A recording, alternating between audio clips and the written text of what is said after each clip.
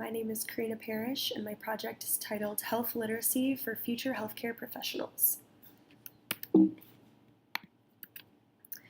According to the United States Department of Health and Human Services, health literacy is defined as the degree to which individuals have the capacity to obtain, process, and understand basic health information and services needed to make appropriate health decisions. Individuals with high levels of health literacy typically have high levels of education and cognitive processing abilities. On the other side of the spectrum, there are those who have low literacy or who are illiterate. Being illiterate, or in other words, illiteracy, can be defined as a person's inability to read or write. This is vastly different from someone who has low literacy skills, who are not illiterate but just may struggle to understand in a similar manner. They could still read some words but not necessarily all of them, and may just have a smaller impairment. Populations most likely to experience low health literacy are older adults, racial and ethnic minorities, people with less than a high school degree or GED certificate, those with low income levels, those who don't speak English, and people with compromised health status.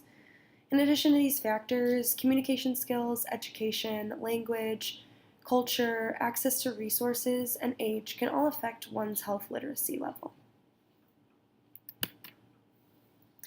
The 2003 NAAL produced the first national assessment of health literacy and found that only 12% of Americans were considered proficient in health literacy. As you can read here, the example given is calculating an employee's share of an insurance cost for a year. That's something that we would have to do in almost not everyday life, but pretty frequently when calculating our own insurance costs for the year. A task that a lot of people do on their own, and only 12% of us are considered capable. Next, we have the next level is intermediate. It says that 53% of Americans can read instructions on a prescription label and determine what time a person should be able to take the medication, which I'm pretty sure in the upper 50%, if not way higher, that most Americans are on medications. The next two levels, basic and below basic, are comprised of 35% of Americans, which is a shockingly large number of people that all have a low literacy levels. 21% of those people fell under basic and just have the ability to read a pamphlet and give 2 reasons a person with no symptoms should be tested for a disease. Lastly, 14% were considered below basic and are able to read a short set of instructions and identify what is permissible to drink before a medical test. As you can see, these are all very necessary tasks in achieving quality healthcare, and it's really sad to see how large of a population is being affected by this and are unable to perform some of these activities. As an aspiring speech-language pathologist, I have a special interest in communication, both between myself and a patient, patients and other patients, and patients and their healthcare system. But this topic is not limited to myself, as healthcare professionals of all levels and fields will be working with patients who have low literacy or low healthcare literacy. For those of you who do not like charts, I added this slide. According to the U.S. Department of Health and Human Services, as you can see in my first bullet point, today as many as half of U.S. adults have limited literacy skills, and up to 9 in 10 Americans have limited health literacy skills that make it difficult to use health information provided to them by professionals, media, and other people in their community.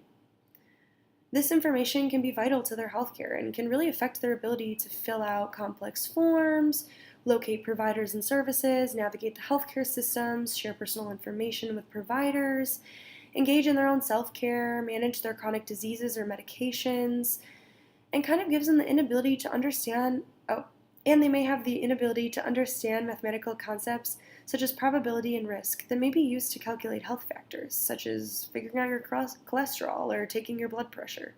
You have to know what all those numbers mean. Research has shown that health literacy is not only affecting our patients, but also our healthcare costs. Individuals with limited health literacy reported poor health status and were less likely to use preventative care.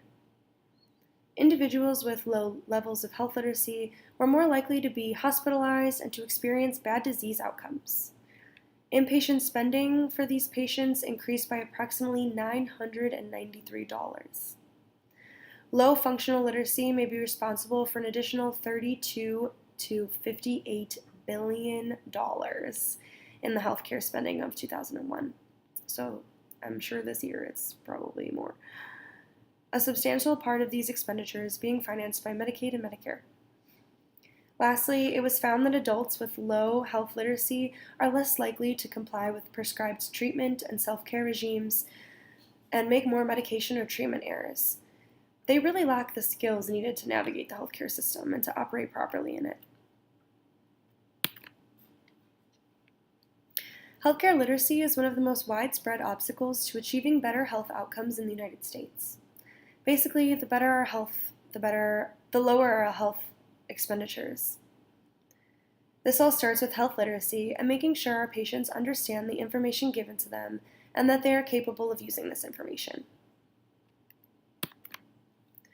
Regardless of your tier or position in the healthcare system of the future, each of us will be interacting with patients and other healthcare professionals.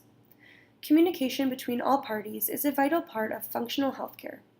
Due to this, staff should always be on alert to provide the highest level of care possible to make sure, once again, that our patients are able to understand and use the information that is provided to them. The United States has a national action plan intended to improve health literacy. This plan is based on two core principles. The first being that all people have the right to health information that helps them make informed decisions, and the second being that health services should be delivered in ways that are easy to understand and that improve health, longevity, and quality of life.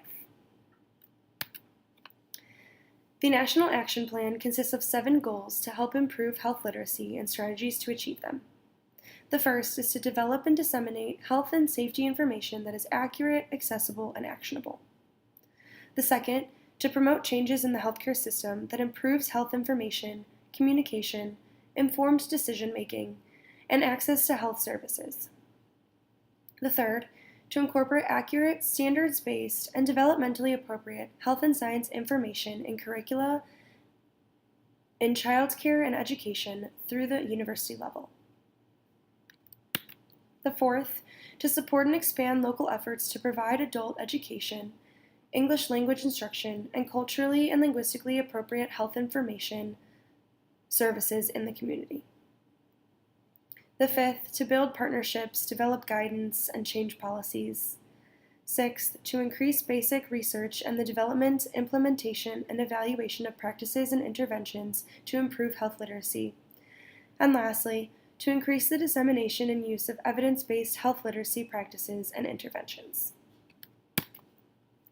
An example of this being put into action is Arizona's Medicaid program, which is taking the following steps to help improve health literacy in accordance with the National Action Plan. They encourage informed, active patients to interact with informed clinical teams.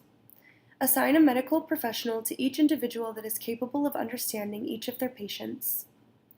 Use software that allows them to have a single view of each patient through electronic health records. And lastly, they have clinical decision support tools available to all of their patients for those tough calls. The American Medical Association has created a health literacy educational toolkit that's designed to help those working in our healthcare system, or for us, those of the future working in the healthcare system, to effectively deliver information to our patients of all levels of literacy. The first piece of advice is to create a shame-free environment. Many patients may be ashamed or scared to visit the doctor's office with low health literacy. This can cause much anxiety and just create a super uncomfortable atmosphere for them.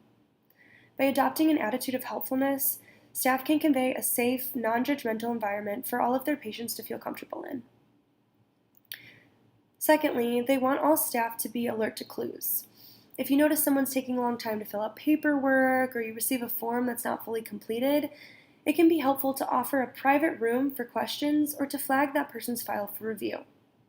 Also, paying attention to their social history and education levels can be instrumental in identifying a patient at risk for not being able to understand their medical information due to low health literacy. Third, improving your own communications by speaking slowly, only conveying the most important concepts, and using layman's terms will benefit patients' understandings of policies, concepts, or diagnoses, and allow them to really use this information. Fourth, using visual aids can help a patient understand what is going on with their body, as well as drill the concepts and procedures into their heads. For example, comparing a patient's arthritis to a creaky door that is in need of oil. The patient can better understand what's going on in between their bones and how the fluid in their joint compares to the oil being put into a creaky door, to give them a real understanding of what's going on with them and a more inside look at why they need to be taking their medication on such a timely matter. Lastly, employing a teach-back method is one of the most beneficial ways to make sure your patients are understanding the information given to them. Asking patients how they would explain their problem to a friend or family member